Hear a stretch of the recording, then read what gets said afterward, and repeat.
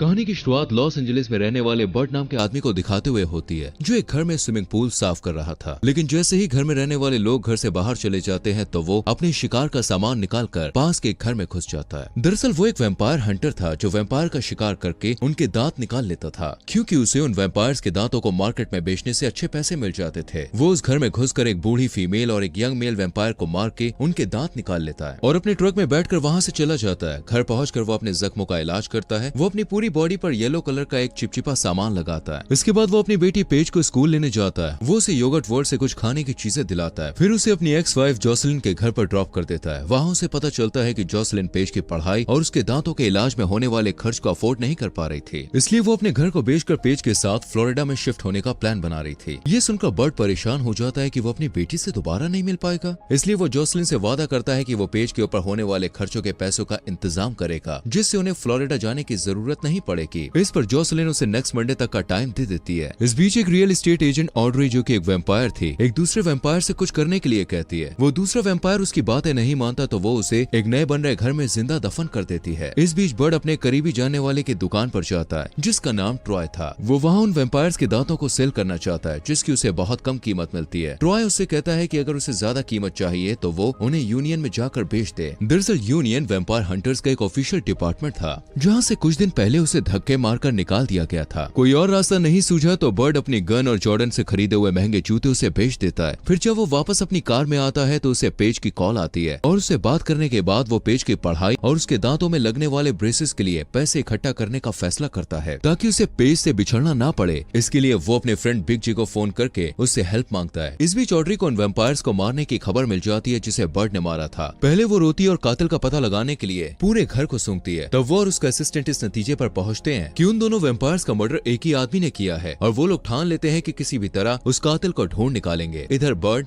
Big जी से मिलता है। फिर वो दोनों यूनियन जाकर वहाँ के हेड राल्फ सीगर से मिलते हैं। बिग जी कहता है कि बर्ड यूनियन में वापस आना चाहता है। उसे अपनी गलती का एहसास हो चुका है और वो काफी बदल गया है, लेकिन राल्फ को भरोसा नहीं होता। वो कहता है कि बर्ड ने यूनियन के बहुत सारे नियम तोड़े थे, यहाँ तक कि एक बार जोखिम उठाकर शिकार करते हुए उसने अपने एक साथी की जान को भी खतरे में डाल दिया था। काफी समझाने के बाद राल्फ उसे एक हफ्ते के लिए ट्रायल के तौर पर रखने को तैयार हो जाता है। वो उसे डे शिफ्ट में काम करने को देता है, लेकिन डे की जगह नाइट शिफ्ट में पैसे कमाने के ज्यादा चांसेस हैं, इसलिए बर्ड रिक्वेस्ट करता है कि उसे नाइट शिफ्ट में रखा जाए। पर राल्फ नहीं मानता और कंपनी की तरफ से एक आदमी को भी उसके साथ लगा देता है, जो शिकार के वक्त हमेशा उसके साथ रहकर उस पर नजर रखेगा, जिससे बर्ड कोई भी नियम को तोड़ ना सके। राल्फ से मिलने के बाद बर्ड दांतों को बेचने के लिए यूनियन के अकाउंट डिपार्टमेंट में जाता है, जहाँ उसकी मुलाकात सेथ से होती है, जो एक मामूली क्लर्क था और जिसे राल्फ ने बर्ड के साथ शिकार पर जाने की जिम्मेदारी सौंपी थी। सेथ कहता है कि वो अभी फील्ड वर्क के लायक नहीं है, पर राल्फ ने उसे वादा किया था कि अगर वो इस काम को सही से पूरा कर लेगा तो वो उसको प्रमोट कर देगा, इसलिए वो बर्ड के साथ शिकार पर जाने को तैयार हो गया था। अगले दिन सेथ सुबह सुबह बर्ड के अपार्टमेंट में पहुंच जाता है और देखता है कि बर्ड चलने की तैयारी कर रहा है। बर्ड उसके साथ दोस्ताना अंदाज में बात करता है और उसे नाश्ते के लिए भी कहता है, पर सेथ मना कर देता है और उससे ज्यादा बात भी नहीं करता है। रास्ते में बर्ड उसे वैम्पायर्स के बारे में पूछता है तो सेथ कहता है कि भले ही उसने अभी तक कोई शिकार नहीं किया था,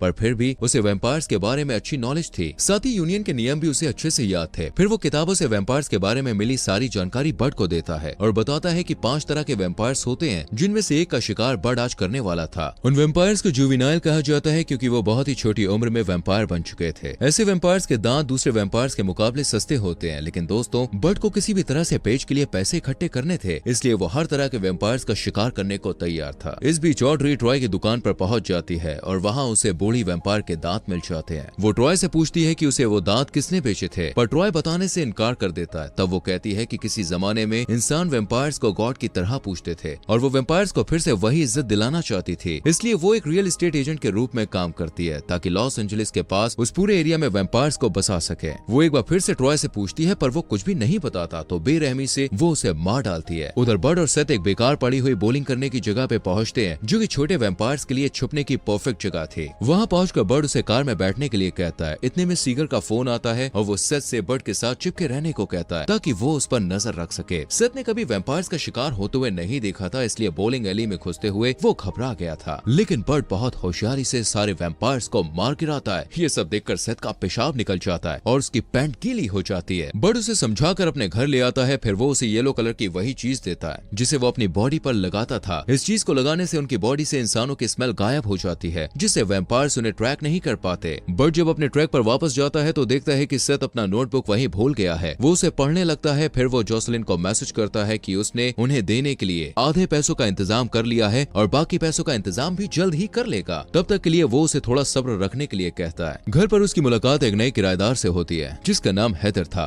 पेशे से वो एक नर्स थी। अगले दिन बर्ड सेथ को उसके घर से पिक करता है और उसकी नोटबुक को ऊंची आवाज में पढ़ने लगता है, जिसमें लिखा था कि बर्ड ने कल शिकार के दौरान बहुत सारे नियम तोड़े थे। ये सुनकर सेथ उससे कहता है कि उसने वो सारे रिकॉर्ड्स लिखे जरूर हैं, पर राल्फ को उनके बारे में कुछ भी नहीं बताया है। तब बर्ड सेथ से रिक्वेस्ट करता है कि वो उसे और 2 दिन की मोहलत दे दे ताकि वो अपनी बेटी के लिए पैसा इकट्ठा कर सके। इसके बाद भले ही यूनियन उसे दोबारा निकाल दे, कोई परवाह नहीं है उसे। फिर वो जरूरी चीजें खरीदने के लिए ट्रॉय के पॉन शॉप में जाता है, पर वहाँ उसे ट्रॉय की डेड बॉडी मिलती है और टेबल पर बर्ड का नाम लिखा हुआ मिलता है, जो शायद ऑड्री के टॉर्चर करने पर ट्रॉय ने लिखा होगा। सेथ तुरंत उसकी खबर राल्फ को देना चाहता है, पर बर्ड उसे रोक देता है और उसे बताता है कि बार बार नियम तोड़ने की आदत के बावजूद भी उसने यूनियन को सिर्फ इसलिए ज्वाइन किया था कि वो अपनी बेटी पेज के लिए पैसे इकट्ठा कर सके ताकि उसे अपनी बेटी से बिछड़ना ना पड़े। सेथ को उस पर दया आ जाती है और वो मान जाता है कि वो मंडे तक राल्फ को किसी भी रूल के टूटने की रिपोर्ट नहीं करेगा। घर आकर वो देखता है कि हेदर अपनी अपार्टमेंट की खिड़की पर किसी आदमी के साथ बहस कर रही थी। अगले दिन बर्ड और सेथ का सामना नाइजीरियन ब्रदर से होता है। वो दोनों भाई फेमस वैम्पायर्स हंटर थे जो कि स्टीरियो रिपेयर करने वाले के भेस में घूमा करते थे। वो बर्ड के साथ मिलकर वैम्पायर्स के अड्डे पर हमला करने और उसमें होने वाले प्रॉफिट को बराबर बराबर बांटने का प्लान बनाते हैं। अड्डे पर इतने सारे वैम्पायर्स को एक साथ देखकर सेथ फिर से कपड़ों में पेशाब कर देता है, जबकि बाकी लोग बहादुरी से लड़ते हुए सारे वैम्पायर्स को खत्म कर देते हैं। जब सारे वैम्पायर्स मारे जाते हैं तो सेथ रियलाइज करता है कि उस अड्डे पर अलग अलग किस्म के वैम्पायर्स एक साथ रहते थे, जो मामूली बात नहीं थी। नाइजीरियन ब्रदर्स कहते हैं कि वैम्पायर्स ने एक ऐसी सनस्क्रीन खोज निकाली थी जिसको लगाकर वो दिन में बाहर भी जा सकते थे। घर लौटते वक्त बर्ड सेथ की तारीफ करते हुए कहता है कि उसमें काफी सुधार हुआ है और उसमें एक हंटर बनने के सारे गुण हैं। इसके बाद बर्ड पेज को उसकी एक फ्रेंड की बर्थडे पार्टी में ले जाता है। वहाँ उसे ऑड्री का कॉल आता है जो उसे जान से मारने की धमकी देती है। बर्ड समझ जाता है कि उसे और उसके परिवार की जान का खतरा है, इसलिए वो तुरंत ही पेज को साथ लेकर अपने घर के लिए निकल पड़ता है। रास्ते में वो देखता है कि ऑड्री के कुछ लोग उनका पीछा कर रहे हैं, तो वो पेज को हेडफोन्स लगाकर अपने आईपैड पर गेम खेलने के लिए कहता है और खुद गाड़ी को इतनी तेज भगाता है कि वो लोग बहुत पीछे रह जाते हैं। उन 2 लोगों में से एक को बर्ड पहचान जाता है कि ये वही आदमी था जिसके साथ पिछली रात हेदर की बहस हुई थी। बर्ड जब जोसेलिन के घर पहुंचता है तो देखता है कि उससे पहले ऑड्री वहां पहुंचकर जोसेलिन को बंदी बना चुकी थी और जमीन पर सेथ बेहोश पड़ा था, जिसे वैम्पायर्स ने दांतों से काटा था। ऑड्री बर्ड को छोड़कर जोसेलिन और पेज को अपने साथ ले जाती है। उसे पक्का यकीन था कि सेथ जब जागेगा तो बर्ड को खा लेगा, पर नया नया वैम्पायर बना सेथ बर्ड का मुकाबला नहीं कर पाता है और जल्द ही बर्ड उस पर काबू पा लेता है। बर्ड उसके सर को काट देता है, पर फिर भी सेथ नहीं मरता और अपने हाथ से अपना सर अपनी बॉडी पर फिक्स कर देता है और वो दोनों वहाँ से निकलकर हेदर के घर पहुँचते हैं, क्योंकि बर्ड को लगता है कि हेदर ऑड्री के लिए काम कर रही है। वहाँ पहुँचकर उन्हें पता चलता है कि ऑड्री ने हेदर को वैम्पायर बना दिया था और उससे जबरदस्ती अपने काम करवाती थी और हेदर को ना चाहते हुए भी उसकी बात माननी पड़ती थी। ऑड्री बॉब की जान के पीछे इसलिए पड़ी थी क्योंकि बॉब ने जिस बूढ़ी वैम्पायर को मारा था वो ऑड्री की बेटी थी। अपनी बेटी की मौत का बदला लेने के लिए ऑड्री पेज को वैम्पायर बनाना चाहती थी ताकि वो अपनी माँ जोसेलिन को काट कर खा ले। इस काम के लिए वो पेज को वैम्पायर्स की पवित्र जगह पर ले जाती है। इस बीच सेथ अपनी वैम्पायर वाली नई जिंदगी से एडजस्ट करने की कोशिश करता है और इसमें हेदर उसे गाइड करती है। सेथ और हेदर ऑड्री को हराने में बर्ड की हेल्प करना चाहते हैं और उसके अंडरग्राउंड बेस की तरफ जाते हैं, जहाँ ढेर सारे वैम्पायर्स को देखकर उनकी हालत खराब हो जाती है। सेथ बिग जे को बहुत पहले ही खबर कर चुका था, इसलिए बिग जे उन तीनों की हेल्प करने वहाँ पहुँच जाता है। फाइट करते हुए बिग जे को एक वैम्पायर काट लेता है, पर वो हिम्मत नहीं हारता और बर्ड को ऑड्री से अकेले मुकाबला करने देता है और खुद एक बम के जरिए सारे वैम्पायर्स को मारने के लिए अपनी जान की बाजी लगा देता है। उधर सेथ और हेदर ऑड्री के बॉडीगार्ड से फाइट करते हैं, जबकि बर्ड ऑड्री से लड़ता है। हेदर और सेथ से अकेले लड़ते हुए गार्ड उन दोनों को एक एक हाथ से पकड़कर अपने काबू में कर लेता है, पर तभी सेथ और हेदर उसे अपनी तरफ जोर से खींचते हैं, जिससे उसके दोनों हाथ टूट जाते हैं। दूसरी तरफ ऑडी और बर्ड की लड़ाई चलती है। ऑड्री के पास सुपर पावर और सुपर स्पीड होने के बावजूद बर्ड अपनी चालाकी से उसे हरा देता है। वो एक बहुत बारीक चांदी की तार को रास्ते में लगा देता है और जब ऑड्री बर्ड को मारने के लिए बहुत तेजी से बर्ड की तरफ बढ़ती है तो उस बारीक तार से उसकी गर्दन कट जाती है और वो तुरंत ही मर जाती है। जब सारे वैम्पायर्स मर जाते हैं तो बर्ड जोसेलिन और पेज को गले लगाता है। फिर वो सब हेदर और सेथ से मिलते हैं और बर्ड उन्हें अच्छे वैम्पायर्स के रूप में अपनी फैमिली से इंट्रोड्यूस कराता है। सीन शिफ्ट होता है दोस्तों और हम देखते हैं कि यूनियन में राल्फ बर्ड और सेथ से कोई रिपोर्टिंग नहीं करने की वजह से डांटता है। वो उन दोनों पर बहुत सारे नियमों को तोड़ने का इल्जाम भी लगाता है, पर सेथ नियमों में कमी निकालकर खुद के साथ बर्ड का भी बचाव करता है। भले उसे प्रमोशन नहीं मिलता, पर वो बर्ड के साथ काम करके एक अच्छा शिकारी बनना चाहता है। जब बर्ड अपने परिवार के साथ घर को लौट रहा होता है तो अचानक बिग जे मेन होल से निकलकर उनके सामने आ जाता है। दरअसल वैम्पायर बन जाने के कारण बिग जे उस बम धमाके में नहीं मरा था,